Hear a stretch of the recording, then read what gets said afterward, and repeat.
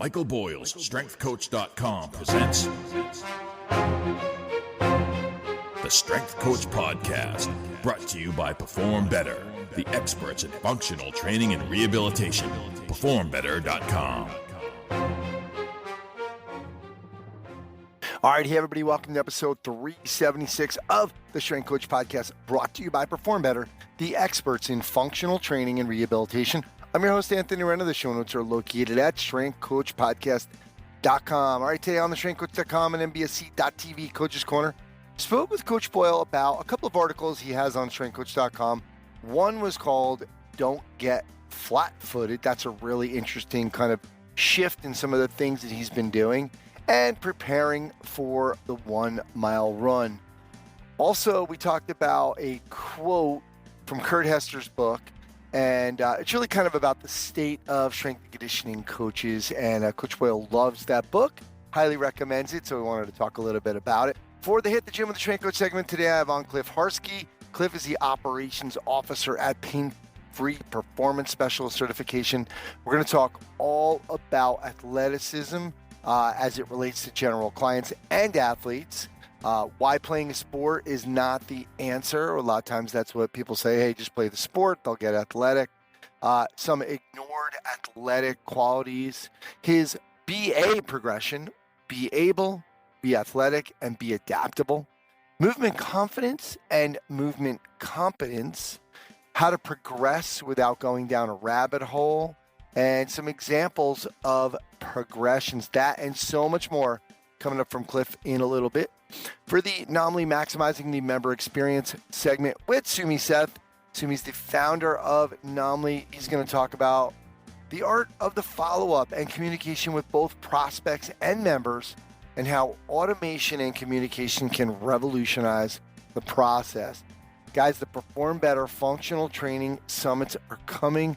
The lineups are not announced yet, but the locations and dates are Orlando, May 30th to June 1st, Chicago, June 27th to the 29th, LA, August 1st to the 3rd, and Providence, August 22nd to the 24th. They're going to be doing a pre-con on Thursdays. They will no longer be doing Sundays. The amazing social will still be there. So we're going to get Chris Parrier on to talk all about it in the next couple episodes. But you can check everything out at performbetter.com. Lots of things to get to, so let's get on the phone with Coach Boyle.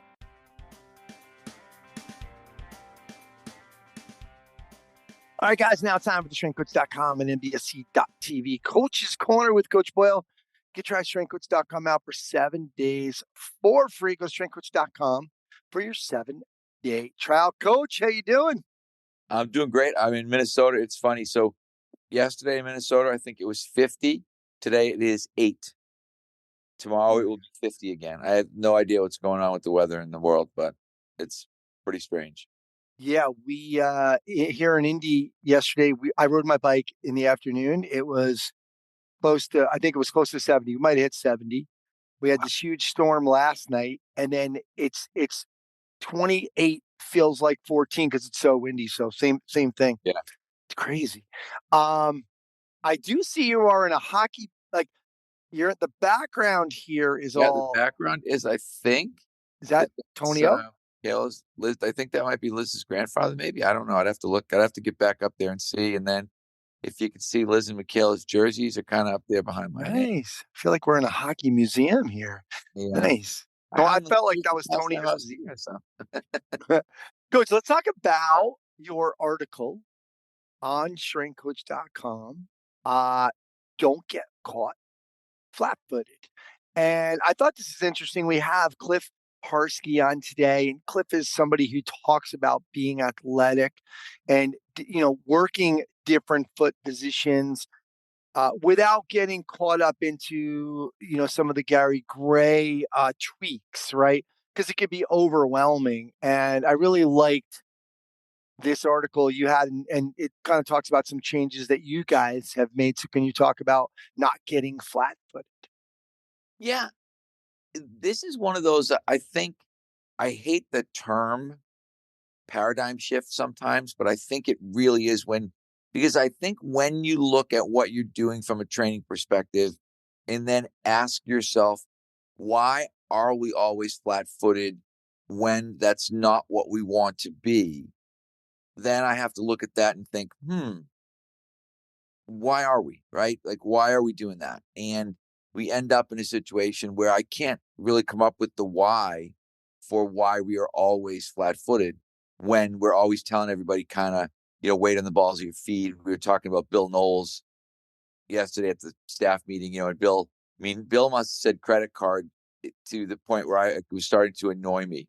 Credit card, credit card, credit card. But he was trying to cue that point of, I want there to be a little space under your heel. I want there to be enough space for a credit card. And then you listen to David Gray's talking about engaging the foot and engaging the midfoot. So I just think there may be something there that we're missing, and we're trying to figure out, okay, how do we fill that gap? Yesterday in the staff meeting, we talked about, is it warm up? Is it split squat isos done from a little bit of a kind of calf raise position?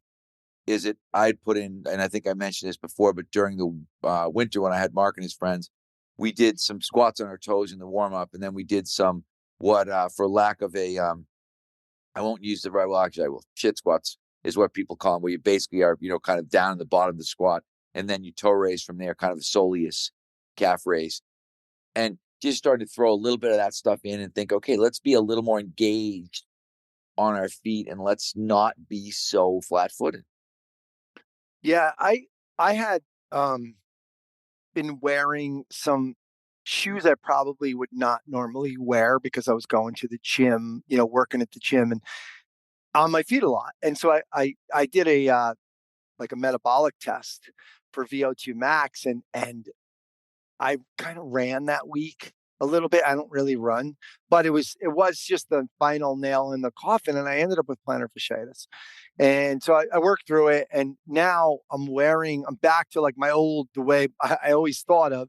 I have Vivo Barefoots that I'm wearing to work, even though I was like, wait, I'm going to be on my feet all day. I shouldn't wear these. And I love being barefoot. I always loved the five fingers. They just look ridiculous, right? When you're Right. working. Yeah. But I tell you, there's nothing better than these Vivo Barefoots, because for me, I really can feel when I'm doing something wrong in my gait. If I was basically going on the outside of my foot. That's where my plantar fasciitis was initiating. And so it's on the outside of my foot, and I wasn't using my toe. So now I feel I'm wearing toe socks underneath there too. And I feel like when you talk about just kind of engaging the foot in the article, or, I know David Gray had talked about that in your in service, but I just feel like that for me is part of was missing for me. And it's more part of why I get people to do. I think it's a big part of what's missing, particularly more for our adult clients when you think, Mhm. and Yeah. way more when you think about, female clients who are maybe in heels, which, is engaging the foot, but probably wrong. And so I think there is definitely, when you think, because even getting plantar fasciitis, sometimes I think it's getting that foot working again, and then it gets overworked because Yeah. it is, your plantar fascia is, some of that is actually muscular, and some of that Yes. is obviously Sure. kind of tendinous, ligamentous, but you are clearly getting it, I guess, over engaged. Yeah. Yeah. So it's definitely, I think that's a piece of it for me. Was, there was other things I was obviously the other issues, but that I just, it wasn't, I didn't feel, I was worried about putting these things on for standing up all day. And I'll tell you what, it just couldn't feel better. So, Yeah. Mike, let's talk about your other article that you posted on the site recently, the 1 mile test. And I just like the preparing for a 1 mile run. You got a question from a parent who had basically, we all know that eventually, like, the coaches make the rules, like you said in the uh, in the article, and sometimes they have to take a test, a 1 mile test. I just like the way you did this, so I wanted to talk about the philosophy of it, because I think a lot of people think I got to keep training that 1 mile, and what you did was you tested the 1 mile, but then you started to break it down. Can you talk to us about how you would train these kids for that 1 mile test? Yeah, I kind of talk, like, I looked at it from the standpoint of, okay, the 1 mile, it's like whatever, it's your race, it's your marathon, it's your long event. Now Yes. let's go back and start training for that in an interval format and looking at breaking down So we look and say, okay, let's just say they want to run a 6-minute mile. Well, 6-minute mile is 130 quarters. So you want to think, okay, can this kid run 130 quarters? So we're going to go out and do an interval workout, and maybe we're just going to try to run 4 quarters in 90 seconds. If the kid can do that, maybe we're going to go out and say, okay, next week we might try to run 5 quarters in, let's just say 85 seconds, trying to lower the pace, try to get the athlete used to being at race pace or maybe eventually a little bit under race pace. But it's sort of the kind of Tony Hall or feed the cats under distance idea. You're just applying it now. We're saying, okay, we're going to apply it to our long distance event, and our long distance event in this case, it could be a mile, it could be a 2 mile, it could be a mile and a half, whatever it is. But I'm going to look at that goal as the longest thing that we're going to do. And then I'm going to break it down and prepare an interval program that will get us ready to do that longer event. Yeah, great. I did it we had John Mesner on here talking very similar about that was his program. Like he was breaking it down. If it was 2000, it was breaking it down. I did it for my rowing for the Crash Bees. Right, exactly. Same idea. I just think because a big part of it is figuring out getting comfortable with pace. I even tell somebody one of the things when we say, okay, try to run the mile, I tell everybody, I did it with Mark and his friends this summer, and I kind of used this type of program. And one of the things that I said is, okay, we want to run a 6-minute mile. That means 130 quarters. I don't want you to run faster than 130 on the first quarter. Because again, what most athletes will do is they'll go out like a bat out of hell. Fly and die. Yeah, and then maybe they run a 75-second first quarter, and then maybe they run a 130 second quarter, and then suddenly, boom, it's 145, and then it's I can't move my legs, and so trying to get them in a situation where you think, okay, no. And I used to go so far with our BU guys because we started doing this years ago when the NHL teams had 1.5-mile runs. Is I would put a little piece of tape on their wrist and just write down 130, 3 minutes, 4:30, 6 minutes, 7:30, 9 minutes when we had to run 9 minutes. So that guy could be running and think, all right, I'm telling him, okay, here's the pace. Boom. If you're at 3 minutes, you're on the pace. If you're at 4:30, you're on the pace. If you're at 6 minutes, and I'd be yelling out to him, you're 5 ahead of the pace. You're 5 behind the pace, whatever it is, just to get them that sense of, all right, I've got to develop pace. Yeah, love it. And if you do it long enough, I know when I was running more, I knew I knew my pace by my heart rate. So Right. it was pretty That's wild. what I mean. You do we talked about that yesterday. We were in a staff meeting. We were just talking about bike intervals and the same idea in terms of knowing. Charlie had come in and done a little in service, and he was talking about kind of what he calls 160. So, 100% effort, recover down to 60% of your heart rate. And I said, you can't do the 100 if you don't know what the 100 is. So if you don't know, if I look at you and say, let's just say the interval is a mile, do you know what your best mile is? Or if I say the interval is a half mile, if you know your best mile, then you should be able to look at it and say, okay, if I divide that in half and then take a few seconds. So let's say for me, my best mile was 2:16. So I said, that means if we're doing half miles, that's 1:08. If I'm going to do one, Joe and I did, so we went out that day and we did 2 1 miles. So we tried, okay, we're going to do the 160 idea. We're going to do a mile. We're going to rest on 60. We're going to do another mile. We're going to do the mile pretty much all out. And I did a 2:20 mile, and it was amazing the difference in how my lungs felt on a 2:20 mile versus a 2:25 mile. 2:25 mile. I mean, I'm tired, but I said to them, it felt like you were vaping a car muffler when you were done. I coughed all day and my lungs burned all day. Wow. But that 2 or 3, and that was one of the things I said to them when you start thinking about the numbers. If I say 2:20 miles, so 2:20, that's 60 and 60. It's it's basically 140 seconds of effort. But so 3 seconds is 2%, give or take. And I was only about 3 or 4 seconds off. So we were like 97, 98% of our best time. And man, it was really uncomfortable. Wow. The biggest thing is you have to, to use numbers, you got to know numbers. So Good point. if you don't know what your speed is, if you don't know what we were talking about, I talked to, I think Steve Bigelow the other day saying we should make the staff do a 300-yard shuttle test so that people understand the discomfort that comes with that run. Okay, we're going to run 300 as fast as we can. then we're going to rest 5 minutes, and then we're going to try to repeat it. A lot of times, I used to be very critical of coaches who would say things that they wanted people to do that they had not done themselves. And, because sometimes they would say things that, I used to look at people say, yeah, we're going to run a 440, then we're going to rest a minute. And I'm like, you're not going to run a 440 and rest a minute. You might run one 440 and rest a minute, but you won't run a very good second one. You're not going to get even 1-to-1 would be a minute 20, minute and a half rest. Most people, somebody really fit is going to be able to run at 1-to-1 in the beginning, but they wouldn't be able to do more than 2 at 1-to-1. So I went into that back in the old conditioning thing day that I did with Pat Beath. I went into a lot of that talking about rest to work ratios and what they really mean, and how you won't understand what they really mean if you don't interval train yourself. Like you said, you're a crash B, you're on the rower. You get a pretty good sense of pace per 500 meters. You're like, I know my pace for 500 meters. And I also know how many of those I could link together. And I also know what my jump up would be like. Let's just say you could do 148 for 500 meters.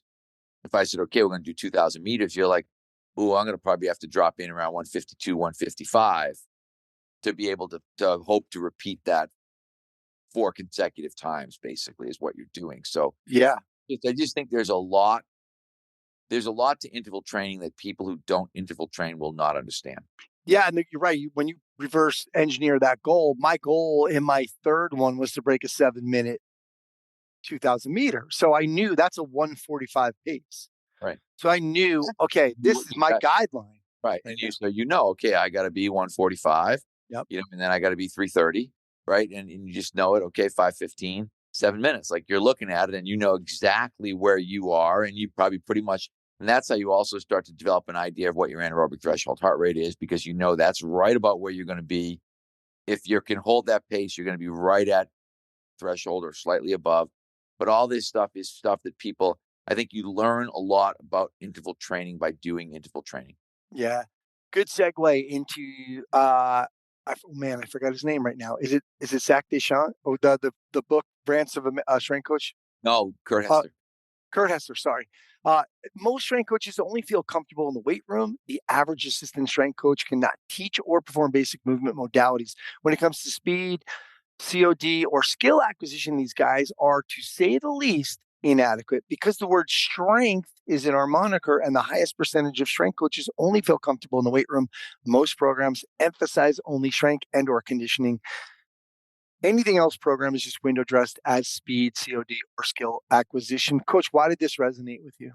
Because I love it. It's Kurt taking a shot at our own profession and realizing that there's so many strength coaches out there who are literally strength coaches. They can't move at all. I always say it's like they're auditioning for the role of the refrigerator in a kitchen video. They have, they're big and they're strong and they can't move.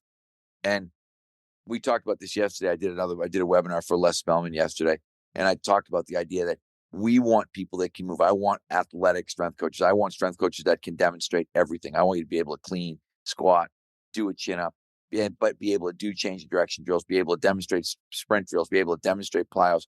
There's so many people who call themselves strength coaches, and what they do is they are literally strength coaches, not, when you think about, whatever, it goes back to the exos, performance enhancement experts, right? Yeah. We need to be performance enhancement experts. We do need to be able to show everybody how to do these things. Absolutely. And everybody should buy. If you have not read Rants of a Strength and Conditioning Madman, you have to get it and you have to read it. And you should get Movement Over Max is really good Zach DeCant's book too. So you mentioned Zach in the segue. But those are two, like if you're a young strength, well, not young, if you're a strength and conditioning coach and you haven't read those two books, you should read them. Yeah, we had Zach on for movement. We've had for Zach his book too. On sometime too, because he's a character. Yeah, I will.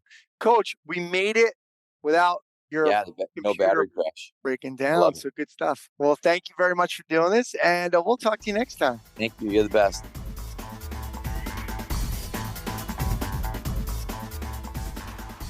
Welcome back to Anomalies Maximizing the Member Experience segment, where we delve into the strategies and tactics that elevate your business and helps you foster personalized connections at scale.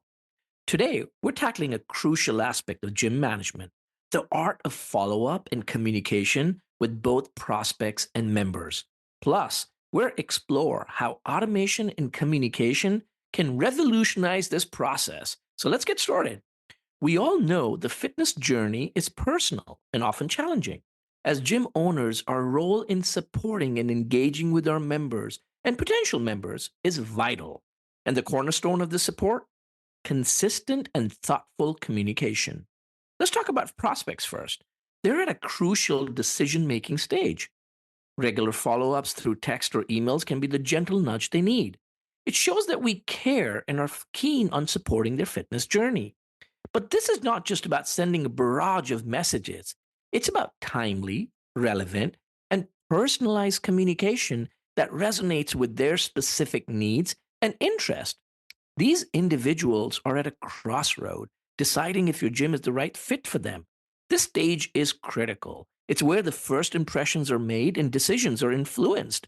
It's not just about reminding them that your gym exists, it's about initiating a conversation, understanding their fitness goals, getting to know them, and showing how your gym can help them achieve their specific goals. It's about building a relationship even before they set foot in your gym. Constant, gentle, personalized nudges is the key here. Now, moving on to your existing members, regular check ins, holding the member accountable, fitness tips, updates about gym events, client celebrations, or simple motivational messages can significantly enhance their experience. It makes them feel valued and part of a community. Remember, a member who feels looked after is a member who stays loyal. But here's the challenge: maintaining this level of communication manually is a Herculean task, especially as your business grows. And remembering the process of what to do next, especially when you have a team, is, well, double Herculean if there's such a thing. This is where automation of your communication and your process comes in as a lifesaver. Now, remember, we cater to an elite client. So while the process itself can be automated, all communication cannot. We need both manual and automated communication to go hand in hand. It's not either or, but it's an and. You need both, like lime and cilantro in your avocado to make the perfect guacamole. You know where my mind is at? Well, with automated communication, you can schedule and send personalized messages to both prospects and members. Whether it's a welcome email, a workout tip, or a membership renewal reminder, automation ensures that your communication is consistent and timely. And when you pepper in the manual communication, a telephonic call, or a card in the mail, it makes it personal. The best part? A large amount of interactions your team is doing need not be crafting out individual messages. It's, after all, a systemic approach. Your team no longer spends hours crafting individual messages and having writer's block. Instead, they focus on personal interactions and enhancing the in gym experience. They not only alleviate pressure on your staff, but also ensures that no prospect or a member feels neglected. And here's the kicker: with automation, scaling a business becomes much more manageable. As your member base grows, your communication systems adapt seamlessly, ensuring every new member receives the same level of attention and care as the first 100 did. But remember, personalized means that you pepper in something about the individual. So message doesn't sound rote or generic, but it's tailor made to them and where they are in their journey. In a sense, diligent follow up and communication, bolstered by the efficiency of automation, is not just a strategy, it's an essential ingredient in crafting a superior member experience. It's about creating a community where everyone feels seen, heard, and motivated. If you're looking for help with your automation, be it with member communication, task management for your team, and just an overall easy to use system to keep your business running smoothly that brings all of your people on the same page, then reach out to us at Nomly. And if you like this segment, then please click on the link on the Strength Coach podcast page, and we will tell you and share with you how you can build consistent, personalized connections at scale. Thank you.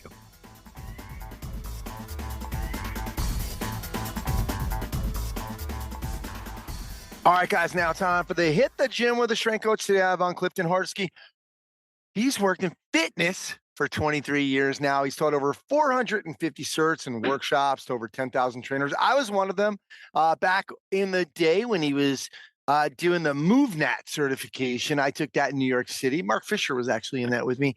And it was a cold and rainy day, and we did a bunch of stuff under a bridge, but great stuff there. And I've always been we're going to talk today about athleticism. I've always been chasing that, and we'll talk a little bit more about it in a bit. But he's owned and operated seven boutique facilities, semi-private and small group training for 8 years before 2020 forced them to close in California. Now he's the operations officer for PPSC, which is Pain-Free Performance Specialist. And he teaches the functional kettlebell training certification, which is a newer kettlebell cert on the market, focused on athleticism. So how this started, like I said, I've been chasing athleticism for a long time. I follow Cliff because I did take that course with him. I think underrated as pound for pound, probably the most athletic and strongest big man there is. So Cliff, thanks for doing this, man. Thank you. I mean, just the fact I got called big man, it's all been worth it. Well, come on. All of us over 5'10" at least feel like, I mean, the way you were like Spider-Man at that course. So it was like, come on, Cliff could do this. Geez, I got to be able to I have something to look up to aspire to. Well, I'm glad I can provide some inspiration. I've been described as inspiration-y by Mark Fisher himself. There you go. So like I said, I kind of been on this chase of athleticism for clients for a long time. And it's not only, I work with golfers, so I would get a lot of golfers in who basically were super uncoordinated or unathletic. And for whatever reason, they think they can enter that sport without any training or athleticism. And I think pickleball, you and I were talking about it a little bit last week. Pickleball is kind of like the new golf in that respect, that people think they could just go out there and play. And we'll probably get to that a little bit. But even with kids, because people will say, oh, let the kids go to the playground. Now, when I was a kid, yes, we played every sport outside. We were but they don't do that anymore. Mostly, there's a lot of gym classes taken away. So I felt a responsibility when I owned my facility was, what can I do in the gym to help them to replace the playground? And what I found also was working with senior people, I felt that I wanted to find that playground piece. I love the quote, we don't stop playing because we get old because we stop playing. And I always try to add a piece of training into my training, a piece of like power or athleticism into the training to kind of at least check that box within the training sessions. So I love what you're doing. And that's why I wanted to get you on, was because, some of it though, and we talked about this already, you and I, is it's hard to translate, number one, over the audio. So I'll recommend everybody to your Instagram, because you can do a lot of great videos. And you can also, like I said, you're teaching the functional kettlebell training certification. We'll have links for all that stuff for everybody. But let's start out with this idea of athleticism and what it means to you and how you're chasing it. Awesome. I think it's the best place to start. It's the only place to start if we want to have a conversation that makes any damn sense to people. And the way that I'm talking about athleticism is this. I'm talking about creating the opportunity to express athletic qualities in the gym, because most adults do not have an opportunity to express athleticism doing sport or athletic things. So if you're an adult like myself, I'm 41, I don't have the ability with a 3 and a 6-year-old at home and a work schedule to go play open gym basketball, go play tennis, pickleball, soccer, etc. Because at this point, with the responsibilities I have, I don't have the time to do so. Because I don't have the opportunity to go do these quote unquote truly athletic or sporting endeavors, if I don't create those opportunities in a training environment, I never have the opportunity to develop those things. I never have the opportunity to express those athletic qualities. And this is part and parcel of this discussion that a lot of strength coaches, more specifically probably than fitness coaches, get caught up in, is they say something akin to, well, if you want to do athletic stuff, go play a sport. And I understand the sentiment when it's not being done in a condescending fashion. The sentiment is well-intentioned. Go learn new skills, go enjoy things. But the realities of life as an adult is that a lot of times that is just not an opportunity. And so then we're left with this hole, in my opinion, this hole in training that you're not developing these athletic qualities. And so we probably need to define what those athletic qualities might be. When we're talking about physical qualities, quite regularly we're looking at singular qualities like strength, power, hypertrophy, endurance, flexibility. These are all things that are part of being an athlete, absolutely. And those are the things, and I'll say them again because I think they're important: strength, power, hypertrophy, endurance, flexibility or mobility. These are all things that the S&C community really prioritize. But there are these other qualities that are oftentimes ignored or just forgotten. And those are coordination, timing, balance, rhythm, speed and speed changes. That means fast or slow or going back and forth. Directional changes, rotational changes, odd or variable positional strength. Huge. Adaptability, the ability to take the qualities you've developed and apply them to some sort of novel application. Reactivity, being the pinnacle of athleticism. And elasticity is in there somewhere as well. But so these other qualities are massively important for any true, in quotation mark, athlete.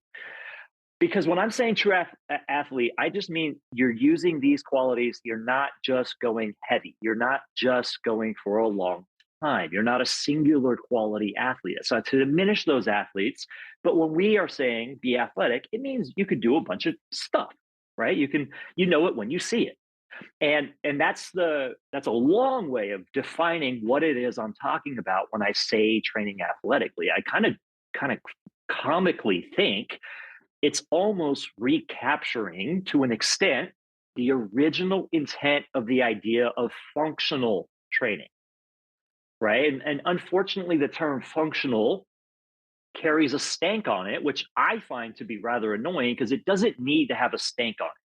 Like when we say it, we know what we're saying. We're trying to have it emulate more complex real life scenarios more often than just be very reductionist view of this is a muscle or this is a singular quality. It's a little bit more complex. And the pushback is so comical because it doesn't need to be there. And so by reterming it athletic, I get less pushback, to be honest. Interesting. Because it doesn't have 20 years of stank attached to it. Unnecessary stank. At this point, like, I just find anybody that talks bad about the term functional be annoying, is my personal opinion. Yeah. Cliff, what about like somebody's going to argue, well, Cliff, if they're not doing anything, if you say they don't have time, if they're not doing any sports or whatever, just give us your argument for still why you think this is important. Because if you're telling me we're trying to develop all these things and at the same time they're not really using them, why do we need these? So I think these things, piggybacking on what you said, we don't get old because we don't stop playing because we get old. We get old because we stop playing, right? It's that we lose power faster than we lose strength. We lose our mobility if we don't challenge our mobility. We lose our ability to pick up new skills if we don't practice picking up new skills. And I think the opportunity to learn new skills is one of the biggest things in here. It's why I do so many different variations, because and I could grab a different book on motor learning over here, a number of them. That is a learnable attribute or a improvable attribute. Your ability to pick up new skills and motor tasks is trainable. You just have to do more skills and motor tasks. And when you're an athlete always doing stuff, you're always having to accomplish new tasks. So you actually do that. But we stop that because as a whole, we have made trainers be scared of challenging people in favor of them being successful right away, which is fantastic and I think is the way to go. Yeah. But that just means you need to have a progression model instead of always celebrating the basics, right? Like a huge thing in the industry is the basics always work. And that's true. Don't get me wrong. But it doesn't mean they're the only thing that works. And it doesn't mean that progressive overload from a strength and a volume standpoint is all we ever need to progress somebody. Those things will certainly work from a health metric, your cardiorespiratory system, your lean body mass, your blood pressure, some of these items. Absolutely, we can get people healthier just by focusing on these singular qualities. And that may be all somebody ever wants. But I think in order for them to be able to like go on vacation and enjoy beach volleyball or going on a hike or going swimming or doing things with their children or friends when they're invited randomly, they can actually enjoy more things in life if they've been keeping up these other qualities that are forgotten by a lot of people. I think the cognitive piece as well is so important. And the funny thing, when you post a lot of videos of Amy, your wife Amy is trying a lot of stuff out. Now, Amy is a legitimate badass. She's a ninja. Is that what they call it? The ninja? Ninja Warrior. She's been on Warrior. American Ninja Warrior 4 times now. Yeah. So if you follow Amy as well, you'll see her. It's funny. Like the videos are classic. Like there's an empty gym of like these things, and all of a sudden you see this woman come flying and jump on stuff, and Cliff trains her a lot. And she and the other day you posted some stuff, and Amy was having a hard time with it, and you break her balls the whole time. She's the best sport about it, but like, so the cognitive piece there is, to me, is so important. I think that's something that I see with people when I'm just teaching them basic jump training and some med ball work. It's all new. I've had a couple of people like, this is so much fun, and they're getting into it and they're learning some new, and they make fun of themselves for not being able to throw or whatever. So I think that's a huge part that's also missing. Absolutely. So I had the 7 studios I had company called Fitwall. Most people come in, they would look at the class and they would say to me, "Ooh, I don't know if I can do that. I am not coordinated." And my program response was, "You can't do it yet because you haven't been doing it." Right. And I make a joke that most of our clients are baby giraffes learning to walk.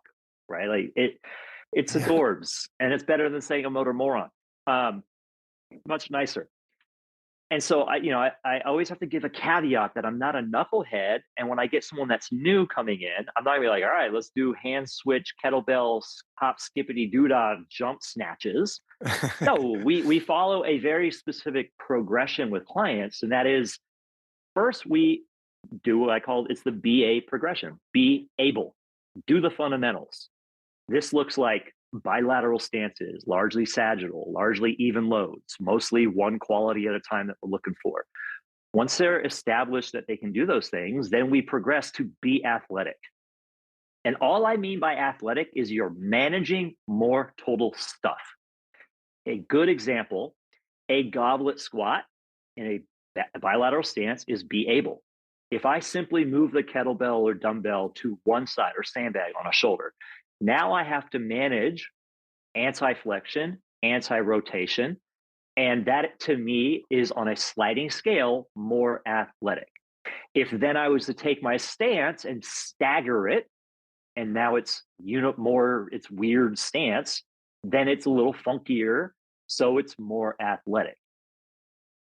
The progression from be athletic is be adaptable. And this is, hey, you're in my class, you're in my one-on-one session. At the end of the session, I go, cool, we're going to squat in this squat stance. And you're like, I've never done that before. And I'm like, well, I hope that you can figure it out, because if you can't, what the hell is the good of everything that we've been doing if the only thing you have is one option? And the one option situation is a real issue to me, because I've been fortunate enough to have enough injuries and work with enough physical therapists and chiros in my years that when we look at people in pain, right? And I'm hesitant to talk about pain because of the backlash that so many people get. But when we look at people in pain, one of the best things you can do in a rehab setting, from my understanding, is give them more opportunities of how they can navigate life. Because the problem is they think they only have one way to do everything, and that means they're fearful of all the other options.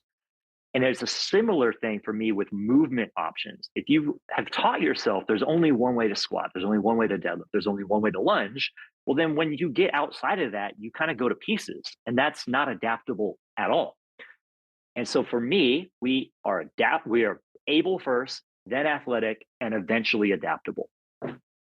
Love it. And I think kind of what I was going when you were talking about functional training, one of the things that I talk to people about is my idea of that is I want what we're doing in here in this room. And I always tell them I'm not a gym rat. I'm really not. So I want to take whatever we can in as little as time as possible and hopefully transfer it to outside to the real world. Right.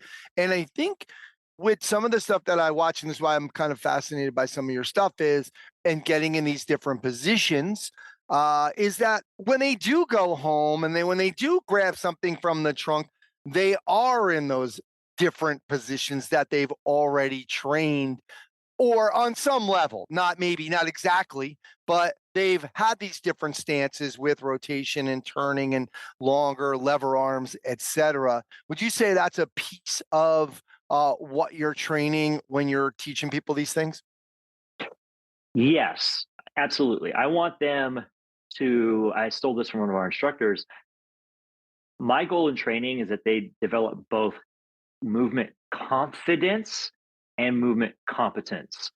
And so when they develop those things, they have more options. They can solve more movement problems, whether that be moving into the trunk of their car or going and playing recreational sports or just playing with their kids, wrestling, whatever it happens to be, or learning new gym stuff. That's an important point to me, by the way. For a lot of adults, sport is gym. Playing around with kettlebells, it's a comical situation to me. We are cool saying that powerlifting is a sport and Olympic weightlifting is a sport, but then you have some people that really enjoy kettlebells and they're like, that's just a hobby. And I'm like, well, that's just an arbitrary, it could be mace bells, it could be medicine balls, it could be dumbbells. I don't really care. It's what people are doing for their physical expression in life. And if they enjoy bodybuilding, that's a sport. I don't care. Anyway, it goes back to your point or our point of they don't have that time. So if they're not doing it outside, if the kids aren't doing it, they're not on the playground.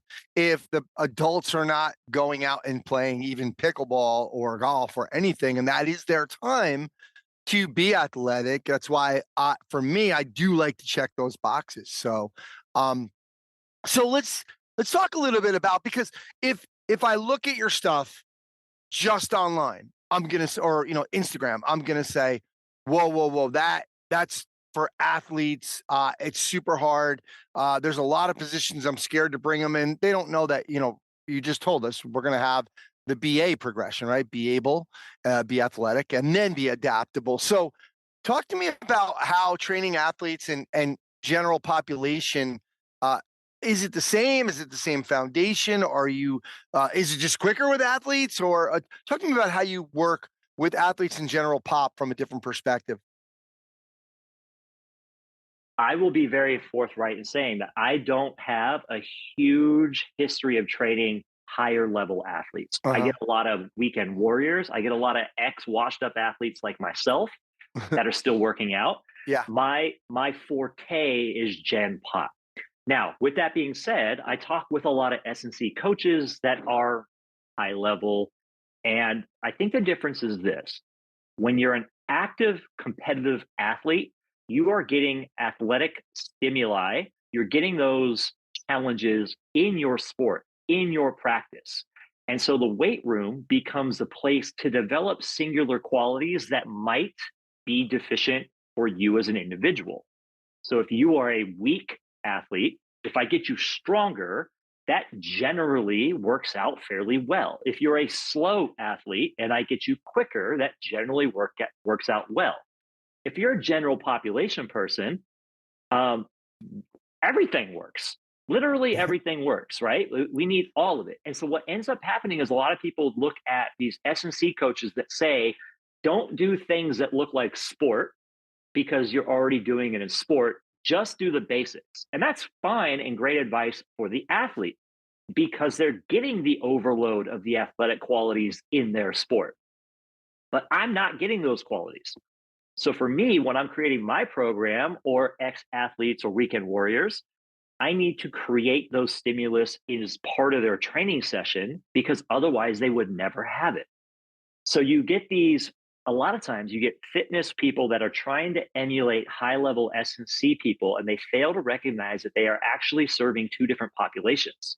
They're trying to just copy the S&C program for athletes that are still athletes, right? You see this argument sometimes where there's a lot like the younger generation is rallying against uh, saying I need to teach landing mechanics to my clients.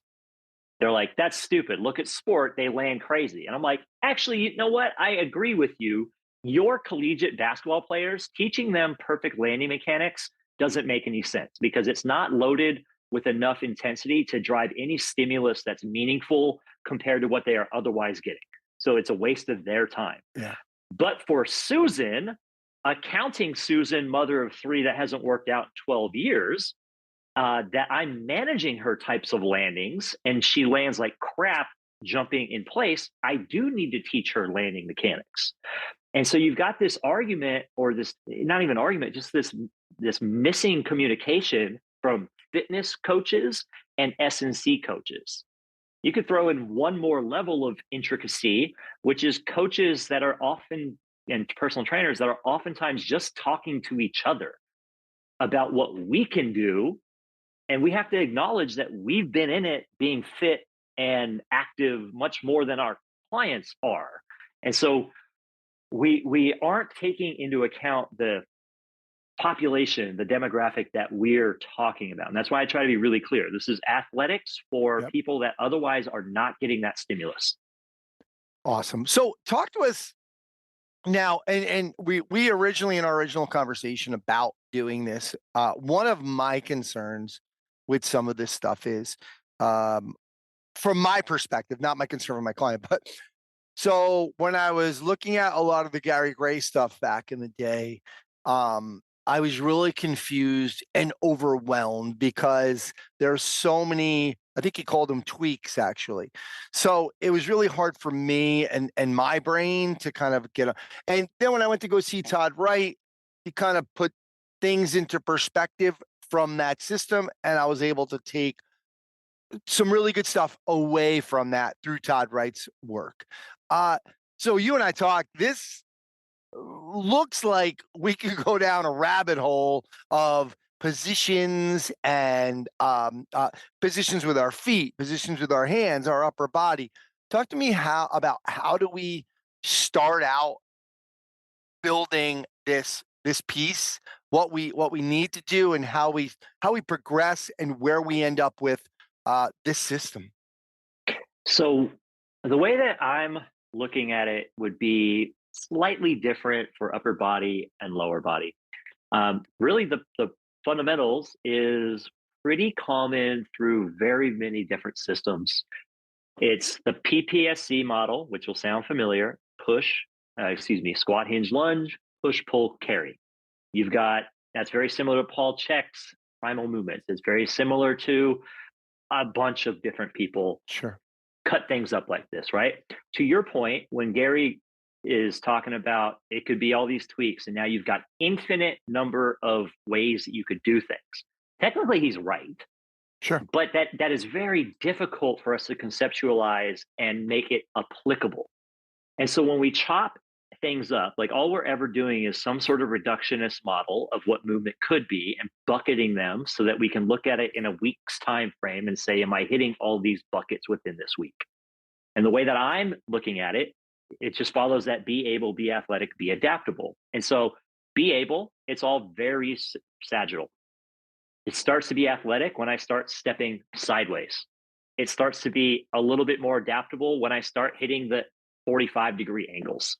And then I can start trying to get 30-degree angles. Then I can start trying to take my load and add acceleration on eccentric. I can try to make it more propulsive. So it doesn't have, and this is what makes it difficult for a lot of people to conceptualize how I would apply this, is you've got so many different variables which you can progress over time. We all want the perfect answer, the perfect solution of like, what is the formula that I follow? Yeah. And we're just presented with so many objective or application based scenarios where we don't have a perfect formula. Am I training a group fitness class where my clients come in randomly on different days of the week every week because that's what their schedule dictates? Well, I can't give them a very clear cut progressive formula because my business would fail. If it's a one-on-one, that's the easiest model. I get to have my coaching eyes and go, well, they do this well, they don't do this well. Therefore, let's build the thing they don't do well. And so I'd be looking, if in a one-on-one setting, I'm looking at my list of attributes. They're not coordinated. Cool. I'm going to give them something that is a coordination challenge every single session. Not all the stuff, because I don't want them leaving feeling defeated. Right? I should say 70% of what I do is be able. It's singular quality because that's the easiest way to drive an adaptation. But I'm going to include these be athletic qualities. And the way that we do that, the way that we suggest to do that is once you're through your warm up, we have this little power or primer opportunity. That's moving fast. If it's a hypertrophy day, I may choose to use it on the specific muscles that I want to grow in a more specific power type of situation. If it's a full body conditioning day, then it's going to be more like med ball against the wall with some speed skaters. It's more full body. And then at the end of the sessions on our finishers, that's another great opportunity to throw in some breathe hard, get sweaty, explored 3D movement with different tempos and tool manipulation. That's the fundamental way that I do it. On my unique Instagram, I'm oftentimes celebrating a lot of the things that we do differently with the kettlebells or making fun of the wife. And the occasional time, I will show something fundamental. I just posted today, late last night, a Bulgarian kettlebell clean. Right, to me, this is taking a be able move. Bulgarian split squat with a kettlebell rack or hanging position. That is a be able movement. Okay. But if I add the clean, now I've added a speed component. If I add the receiving on the way down of the Bulgarian, now I've added an overspeed eccentric with a fast turn it around, hand braking instead of braking opportunity, and it becomes more athletic. So it's an imperfect answer to your question of how do I progress people within this model? If it's a group-based scenario, you do the best you can, right? My rule was always, I need 70% of my clients to be successful with this. If 50% of the room can't get it, I can't put this in a class because I can't have everybody failing. Yeah. In a one-on-one, it's much easier for me to progress people. So let's stay on that Bulgarian, the rear foot elevated split squat in case Coach Boyle's listening. All right. So you're going to make sure that you teach the basic kettlebell clean. That's number one, right? Or in conjunction with the rear foot elevated split squat. Okay. They're doing, as long as they get that basic, rear foot elevated. Now you're teaching them a clean. Okay, cool. Now the next thing they're going to do is you're going to have it, let's say, starting on the bottom, holding it like a suitcase carry. They go down, they come up, and they do the clean in the rear foot elevated split squat position. And then the next one would be, explain the next piece. Am I dropping it as I'm going down? Correct. So you've got basic strength training on the Bulgarian in the hang position, basic strength training in the rack position. Yes. Next, phase two, I've got effectively a power rear foot elevated split squat clean. Now we're just making up terms, right? But Yeah. I catch at the top, then I do my squat. The next one, I receive as I'm descending into the bottom of that rear foot elevated split squat. So I have a faster eccentric. I have a shorter distance and period of time in which to throw the brakes on. Then I come up. The last piece is it becomes a hang Bulgarian or rear foot elevated split squat clean. Right. Okay. So now as I take from my rack position with the kettlebell and I drop it down with my hands still on it, controlling it. But now I've got that downward force plus my body moving downward force. So I've got this large eccentric action that's faster than it normally would be. That then I have to put the brakes on, turn it around, and accelerate myself back up in order to successfully complete the clean. Very much like consecutive hang cleans with a barbell. It's just now with a kettlebell because I prefer using kettlebells personally. Now, the other benefits here is you have more rotational forces. You've got the unilateral benefits of being in a rear foot elevated split squat. You don't have to manage the bar moving around your knees because it's a kettlebell. It can be inside the thigh. And that is how I would progress that. Now, that misses one piece.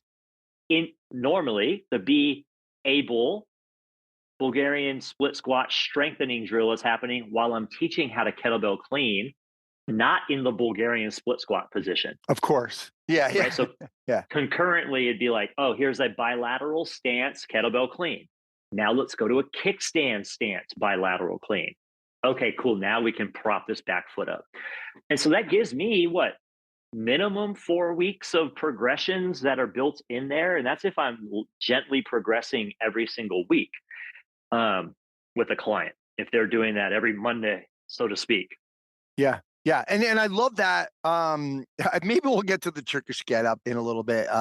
But like I've done that same similar idea where I've gone just to the elbow and the straight arm and then back down in week 1. And then week 2, I do the bridge and then the knee to the hand, whatever. And then slowly progress it over a few weeks to not overwhelm them with something that is like 17 moves up and down. So I love the way your progression. Can we do another one of those? Because I love that kind of taking these exercises. But what I want you to do is one of the things that really changed a lot of the way I did things with some of the Todd Wright stuff was adding a rotational component to, let's say, lunges or some of the different, maybe like a side lunge with some different rotation so basically starting to add rotation even in my plyometrics. It wasn't until I need to do plyometrics in all 3 planes of motion, or some jump training, as I like to, I rather term it. Can you go over something from a rotational perspective, a progression just like that? Absolutely. So, and I'm going to stand up, even though people can't see the video, but I've taught so many classes and workshops that it's just easier for me to talk through it. Sure. So let's take a kettlebell swing, because I think a kettlebell swing is a fairly used option in training, and it's a fantastic option, but I think most people don't get as much out of the tool as they could. So the great thing about a normal 2-hand bilateral stance kettlebell swing is we have this accentuated eccentric drop or hike in between the legs that gives us this big loaded stretch on the posterior chain. Right? We want that strong hinge. Boom, we explode out of there. We come up directly in front. And it's generally taught resist rotation, resist rotation, resist rotation. And to me and to you, I'm like, well, what happens on a basketball court, a volleyball court, a pickleball court, when someone has to step back, load their hingy squat or whatever you want to call it, load their posterior, but they're also turning their torso as they step, right? They have to be adaptable and be able to load that hinge with some rotation. Now, this is where I have to throw the caveat. I'm not trying to recreate every position on sport. I'm not doing sport-specific training, even though it sounds exactly like I am. I'm trying to reproduce for clients that aren't playing sports some of those athletic opportunities. Okay, so with the kettlebell swing, this looks like I take my my feet and I just stagger them. One is in front of the other. Okay. From there, I would first teach a anterior loaded good morning with a kettlebell or a dumbbell. So now I'm hinging in this funky stance, which is enough of a progression for a lot of clients that now they have a slight balance challenge. They're feeling muscles on one leg different than the other. That throws them for a loop because so many trainers teach them everything's supposed to be symmetrical when we're not. Right. So that's one option. That's our first progression. The next progression is on the hinge, whatever leg is forward, I'm going to rotate towards that leg. And you're able to see this, but as I rotate towards and over the outside of the front leg, I'm effectively sneaking my pelvis, the unloaded pelvis side forward, which means I'm creating internal rotation on a closed chain femur, basically. Right. So I'm getting additional length on the posterior and lateral aspect of my working hip. That's taking advantage of like three-dimensional rotational hinging of the hip. As I come up, I just extend my good morning. So by having the kettlebell at my chest, this is a less dynamic. I don't have speed in this movement. It's a slow, controlled feel, the balance, and range of motion. Then from there, I'm just adding the kettlebell swing as I have in the past. And so adding that swing means that now I've got a more dynamic eccentric load coming from a not straight backwards direction. So I have to manage how I'm leaning over my points of contact, how I receive, how I turn that load around. Obviously, in conjunction with the rotational good morning, I would have been teaching the regular kettlebell swing at the same time. And so it's really just mashing those things together. And what your client will end up feeling is new hip, hamstring, and glute muscle bits that they haven't felt before. If they're really astute and aware of their body, they'll feel how their foot has to interact with the floor differently, because now they can't just push their feet out and push their knees out with an external rotation bias to do everything. Because if they do that, as that load is coming diagonally and rotationally, they're just going to fall out. So they have to pronate their foot, find their big toe pad. They have to internally rotate the tibia a little bit, which then pulls the knee into adduction, which plays nice with that internal rotation that's happening because my pelvis is moving around that femur. So all these cool things that we try to chase in mobility and function and athletic table tests happen naturally when we put our bodies in positions to have to accomplish a task. And that's the beauty of sport and true, in quotation mark, athleticism, is that we have to problem solve for things. We don't ever have that opportunity in the gym unless we create it. Yeah, that just reminded me too of I use Joe Banyai's 3D strap. What's that strap? I don't know if you've seen that. Where he's basically and so we do an exercise where the force is coming from the side, and you're doing a back lunge, very similar, or back hinge. You know, it depends on what you're doing that day, and you're rotating into that leg, and man, everybody's glutes are. I've put young people on their knees, the trainers, and I said, "Come here, I want to show you something." It's like it's like 17 pounds, and it's destroying them, and they are like, "Wow!" And especially to your point about the feet, I want to get to something with the feet in a minute.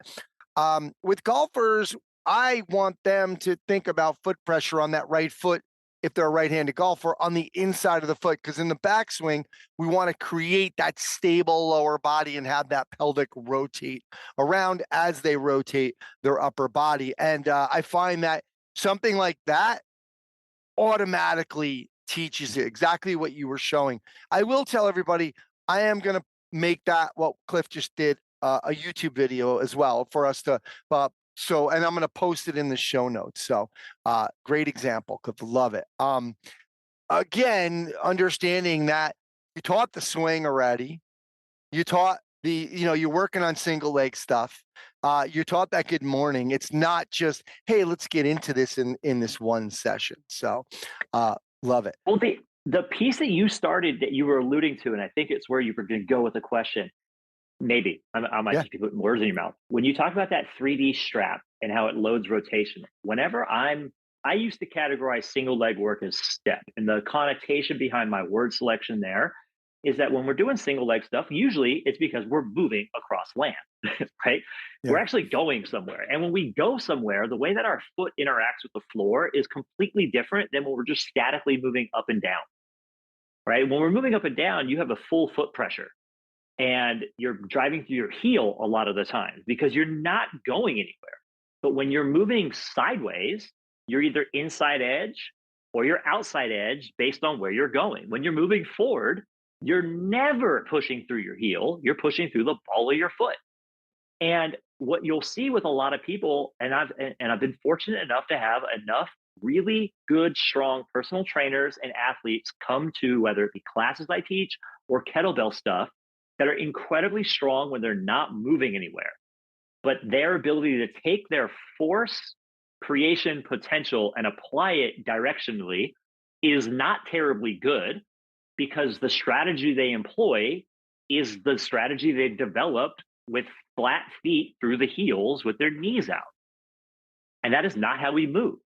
And so while I agree, we can absolutely develop, qualities that then could be applied to what you're doing. If you're not actively doing the sporting things, you're just going to reinforce this one singular strategy. And so I don't know at what point a lot of flat-footed work with heel heavy cueing starts to rewire how we decide to move through life. I have no idea where that is, but I have to assume there's a point that happens, especially if you are not getting the input of drive through your forefoot or drive sideways ever, right? You're just learning through a really big stimulus, which means a high neural load telling your brain that it's important to be able to do this thing, that becomes your strategy, your go-to strategy for a lot of movement. Absolutely. Yeah. That's where I was going with that question. Because you and I were talking about that the last week about that flat-footed idea, and really, again, that sagittal plane, or when we're looking at certain things, or only staying in certain movements. And that's why I try to, that's where I think it resonated with me with when I went to Todd Wright stuff and doing a warm up where we're running forward and backwards and doing side shuffles and karaoke and running in circles, and then making sure we're doing lunge, split squats and lateral squats and rotational squats into lunges, side lunges, and rotational lunges as a warm up, right? And then understanding what's happening at the foot. I find the feet so fascinating. And so staying on that, is there anything that you do, not to get into the tweakology type stuff, but from the perspective of like step ups with onto the ball of your foot, or because Charlie Weingroff, one time when I had a tear in my ankle, Charlie had me doing he's like, in your bathroom once in a while, he's like, every day I just want you to walk on your toes and walk on your side of your feet and your inside of your feet and your heels, and just play with it, monkey around a little bit, like get that feel all over, because I had that problem in my ankle. I had a tear, and he helped me through that. So is there anything specific you're doing with the feet in positions? Yes, absolutely. So we have the easiest way, I think, to get people doing it correctly fast is on sled pushes and pulls. Instead of just pushing forward, which is already going to have you get up on the ball of the feet, right? Like if you try to sled push through your heel, it's not going to work very well. No. So that takes care of very rudimentary ball of the foot.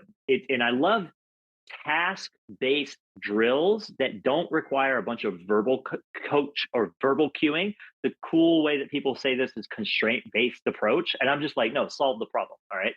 So, a sled, but start pushing it sideways. So now, when you push sideways, you know what you're going to do? If I'm pushing the sled to my left and I'm driving out of my right foot, my shin is going to drop medially, which a lot of coaches that are silly, and this is something I talk about in Turkish Get Up, but they'll be like, oh, you can't let your knee come in. I'm like, well, that's the only way you're going to be able to move this sled. And if you were actually doing curved running or changing direction, your shin would do the same thing.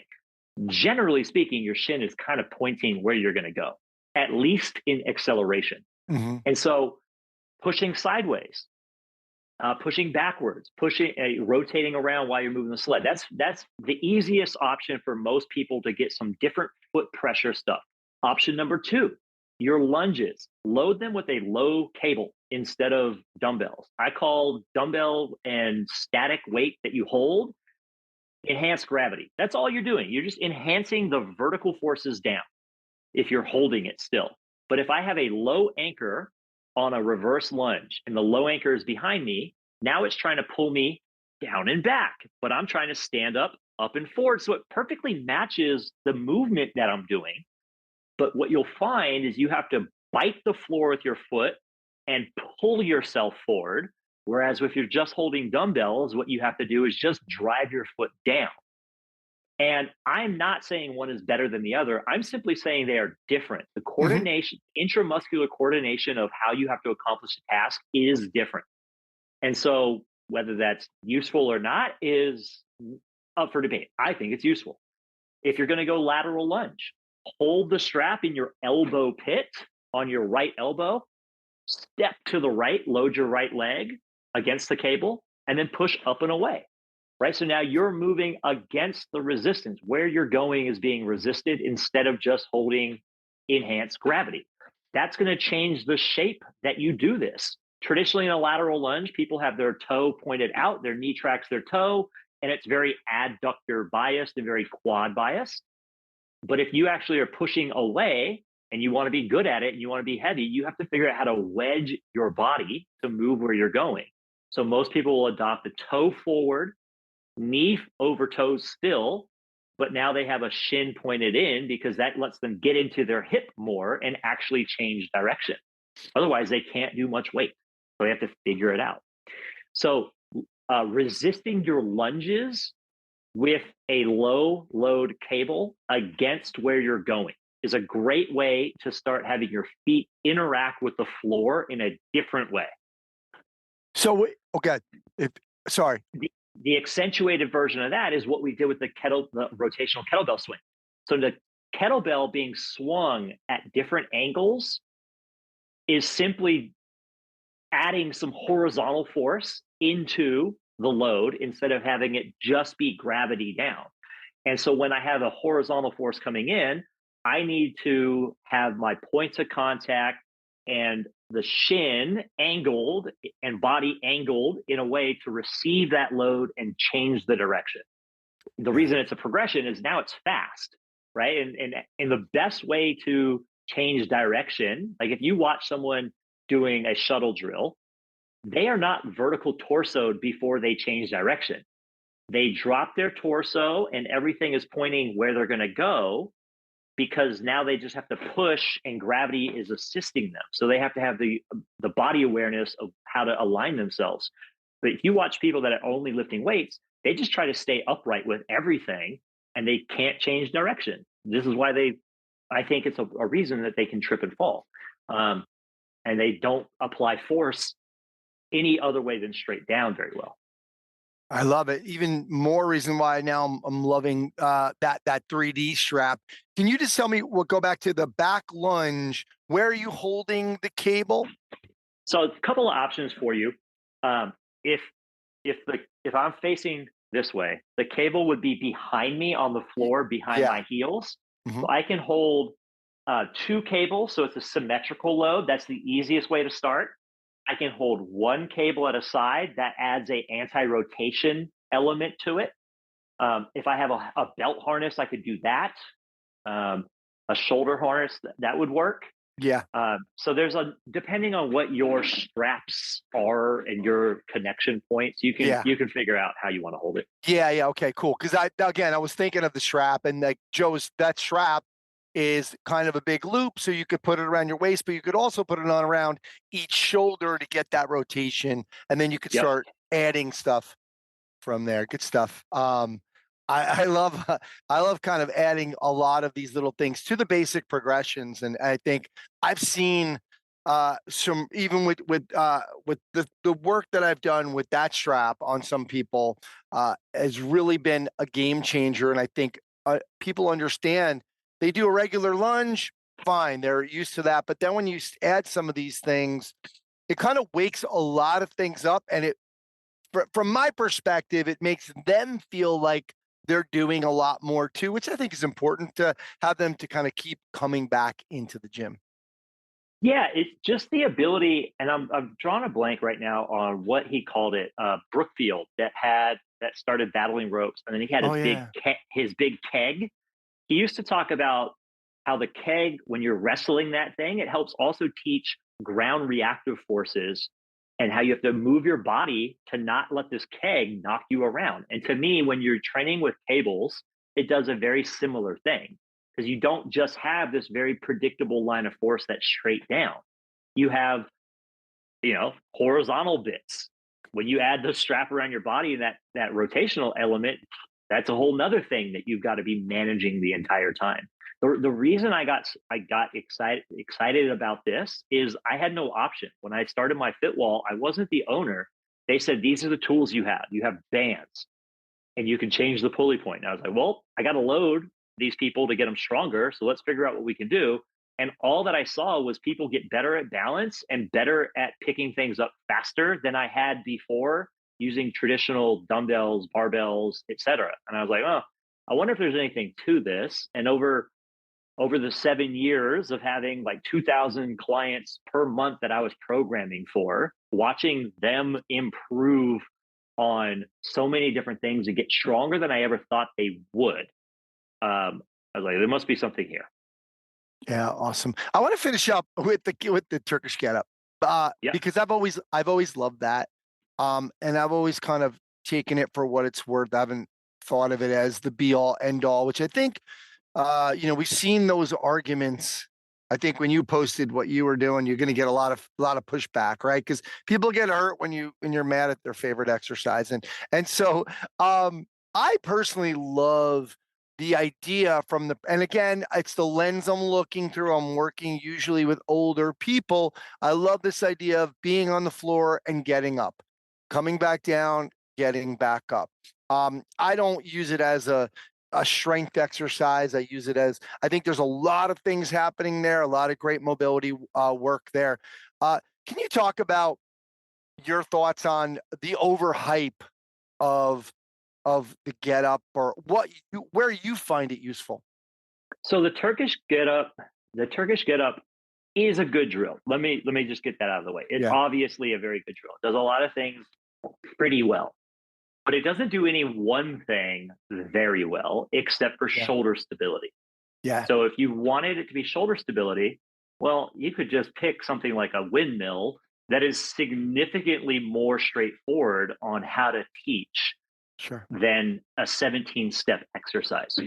So the Turkish get up, right? Like, and everybody that's got a kettlebell cert, I know you had the Turkish get up as your profile pick for at least a month. we all did. We've all celebrated it. So I'd say it's overhyped, not necessarily even overrated. Right? You do like a little bit of core work every 3 minutes. You do one lunge every 3 minutes. And so you just don't get enough specific overload to cause an adaptation. Where that is different is for those clients that need just movement in their life and learn how to coordinate their body in a bunch of different ways. It actually fits in my Be Athletic model for most sedentary population very nicely. Yeah. Their brain has to be active. They have to think through where they're going to put their points of contact so they can manage their center of mass as it moves through the steps. So it is really cool in those ways. It just becomes underloaded and rather complicated for a lot of people. And my suggestion, where I've been able to drive more progress and get people to a PR on Turkish Get Up, honestly, and my I guess proof that I'm okay at get ups is I've done a 165-pound barbell get up, I've done a 167-pound human get up. I can usually get people to PR in coaching them in one session because they're doing it a certain way, and I think they could do it a better way. Mhm. So I've done a lot of this, and I get better results if you do each portion as sets and reps. Do 3 sets of 8 of the initial roll up, and you can use the max load you can for that time. Do 3 sets of 8 of the half kneeling windmill. Do 3 sets of 8 of the leg sweep component. Do the overhead lunges a bunch. This allows you to drive a more specific adaptation at each of those moments, because each segment of a Turkish get up is actually a fine exercise, but most people don't train it that way. And so they Yeah. never get an acute enough of an overload to really drive much in the way of adaptation. I love that. I love the 3 sets of 8 piece and breaking it down. I know Great Cook had done, and Brett Jones had done a whole DVD back in the day on breaking some of those things down and doing some drills to help you get your clients through some of those. That I always love that one. But Cliff, let's finish up. I've taken a lot of your time here. Just give us an overview of I'm assuming that the kettlebell circuit that kettlebell cert that you're doing encompasses a lot of this stuff, obviously. Give us an overview of that, and I'm going to provide links for that too. But just give us an overview and your elevator pitch on the kettlebell cert. So the functional kettlebell training certification is progressing what clients and coaches can do with kettlebells. The traditional kettlebell cert is a hard style certification, and using our terminology, it is a be able certification. So they're great certifications, but you learn 6 exercises and one way to do those 6 exercises. My challenge with that is that if you have 10 clients, you probably need more than one way to teach it and one way for them to be successful. So there's nothing wrong with how they're taught, but they're specific standards for that organization.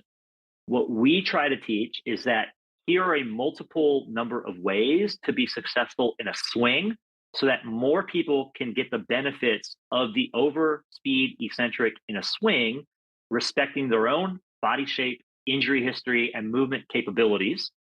And then they can enjoy the kettlebell that then does unlock more options of how to use its unique shape to accelerate eccentrics in multiple directions, including rotationally, that other tools just don't do very well. So when we teach it, we teach no deadlift and we teach no goblet squat, because those are very fundamental bilateral drills that other people have done to death and we do in our other course. So I don't need to teach it in the kettlebell course. I want only to be covering unique opportunities to train with the kettlebell as a tool and get the unique benefits from that tool. Now, that is the vehicle that we talk about athletic training for general population, multi-direction, multi-speeds, tool manipulation, and that is the kettlebell training course in a nutshell. You're going to leave with more options of how to do things so that more people feel more successful faster. Love it. Awesome. Cliff, thanks for doing this. Definitely long overdue. Loving what you're doing with all of the stuff on your Instagram, and I've learned a lot from you, and I'm looking forward to try to get to one of these kettlebell certs soon. So thanks for coming on and talking all about athleticism today on the podcast. Thank you. I feel it was very cool to be back 10, 12 years later after MoveNat, and it's like adaptable, and it's still adaptable. There you go. There you go.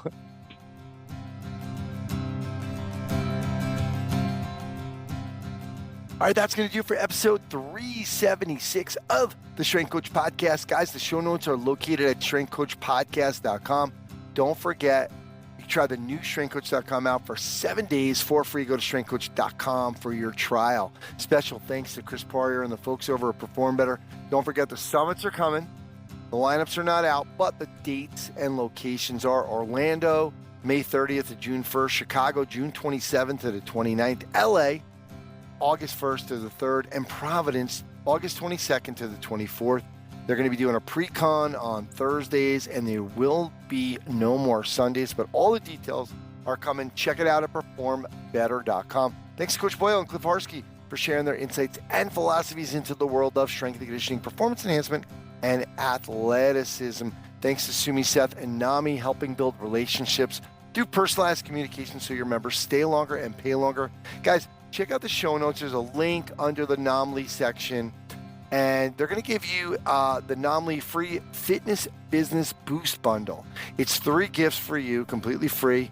I just got to put your email in there. You get a checklist, 51 ways to acquire clients without running ads, a cheat sheet, 12 places to look to hire star trainers, and a guide, 9 secrets to increase your retention. You can get all that in the show notes at strengthcoachpodcast.com. That's going to do it for this episode. My name's Anthony Renna. Guys, thanks for listening, and I'll speak to you next time.